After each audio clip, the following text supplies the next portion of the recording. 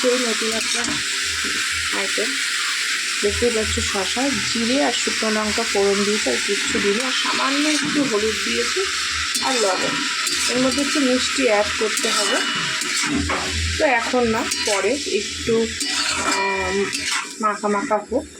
জানো তো, মিষ্টি প্রথমেই যে কোনো রান্না দিয়ে দিলে পরে সেই জিনিসটা মানে সেদ্ধ হতে চায় না।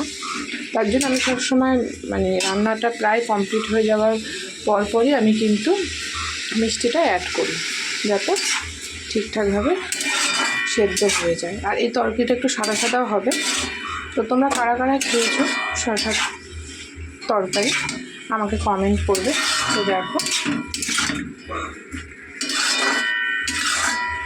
আমি কিন্তু এই ফার্স্ট টাইম আমি করছি।